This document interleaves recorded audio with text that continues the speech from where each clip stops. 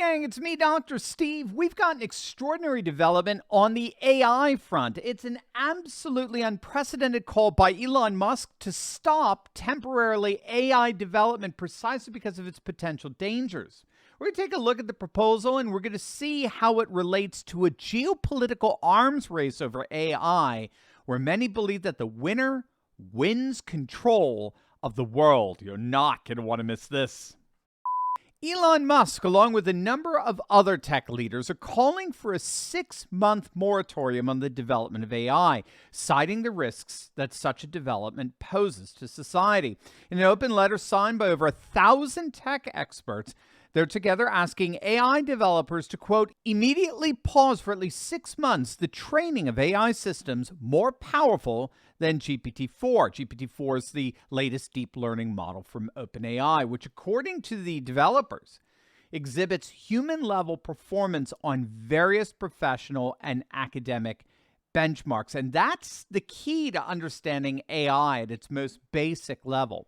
AI is fundamentally all about developing computer systems that are able to perform tasks that normally require human intelligence, such as visual perception, speech recognition, decision-making, and translation between languages. And so at one level, AI promises to define the 21st century much the same way electricity defined the 20th. So just as all our devices have been electrified, literally all our devices, right? We even have electric toothbrushes. Just like I could take any device and plug it into electricity. So now we're going through a process where we can plug in any device and it can be cognified into a kind of artificial intelligence. What that means for toothbrushes, I have no idea. But that's also the key difference. As wonderful as electrifying our appliances is, that electrification didn't replace human intelligence. Electricity in of itself doesn't necessarily replace human tasks. Sure, I could flip a switch to turn on the lights rather than light a match to burn a candle, but AI is actually replacing human activity that had required, until now, real human intelligence, like computing numbers and assembling gadgets on an assembly line, flying an airplane, driving a car. That's all being cognized by AI now.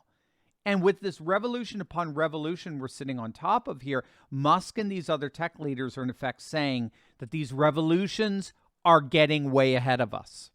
Douglas Murray was talking about how professors and teachers have had for years tools, online tools for spotting whether a student is plagiarizing. I've used that myself during my days in the academy.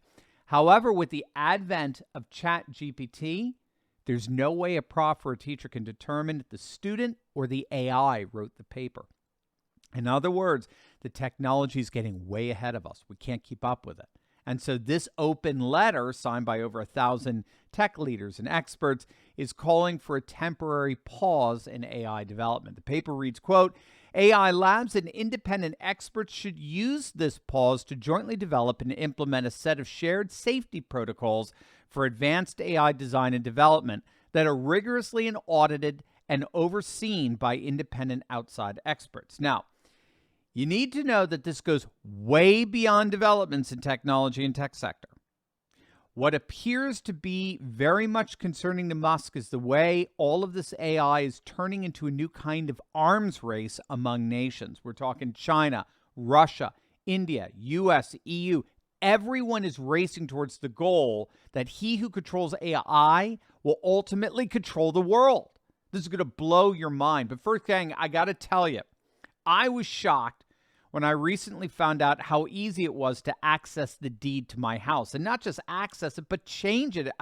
If you don't know, the deed to your home is the only document that proves you own it. But the problem is that all our deeds to all our homes are now online. And criminals are free to find your deed, forge your signature, refile as the new owner of your home, take out tons of loans using your home's equity, and then stick you with all the debt. And don't expect homeowners insurance to bail you out, because it doesn't.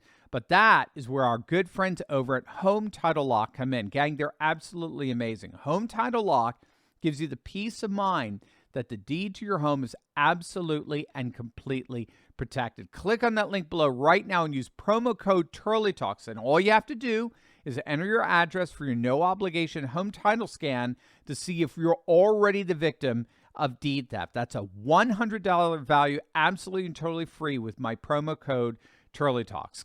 Don't wait until the worst happens only to regret that you didn't do something when you could have. Click on that link below right now and secure your home today.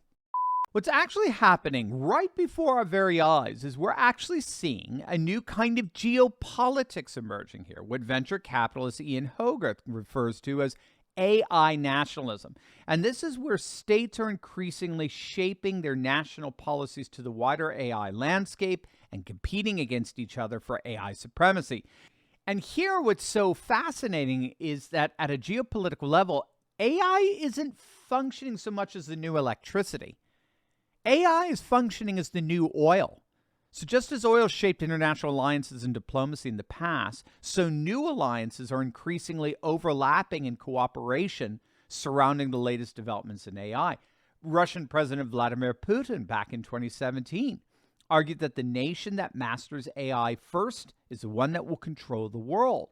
And so it's no coincidence that the epic summit that was just held between Russia and China, a summit that so much of our nation slept through given the incompetence of our legacy media, they issued a statement, a joint statement, formalizing their intent to work together to dominate the world of AI.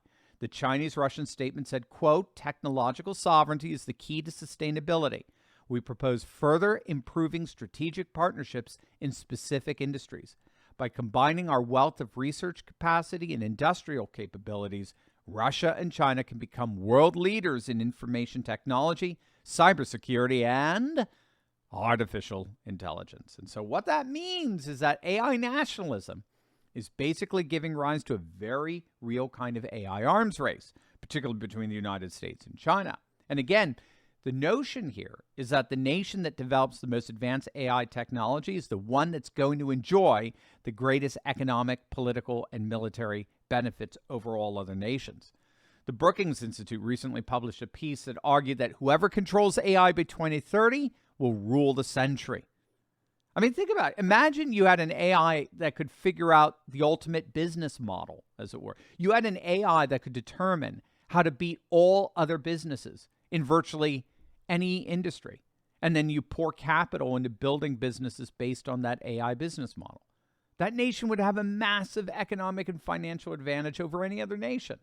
Or what if you had an AI that could not only figure out all the defensive weaknesses of a rival nation, but also possibly even neutralize their nuclear capabilities? You'd have an immediate implosion of the balance of geopolitical power. He who owns AI will own the world. Currently, as we speak, China is spending trillions of dollars on AI research. Many believe they're far outspending the U.S. and Europe, perhaps even the U.S. and Europe combined. And they're absolutely determined to win this arms race, hands down, and thereby not merely be the global leader, but the leader of the globe. So all this is to say that the genie looks like it's already out of the bottle, and there's no putting it back. I doubt Russia and China are going to give this call for a moratorium on AI development even remotely the time of day. It appears the AI arms race has already begun. As always, make sure to smack that bell and subscribe button. You'll definitely want to check out my latest video on Ted Cruz humiliating an incompetent Homeland Security Secretary on the border chaos. All as Democrats panic over the latest polls. You're not going to want to miss that. So make sure to click on the link and I'll see you over there. God bless.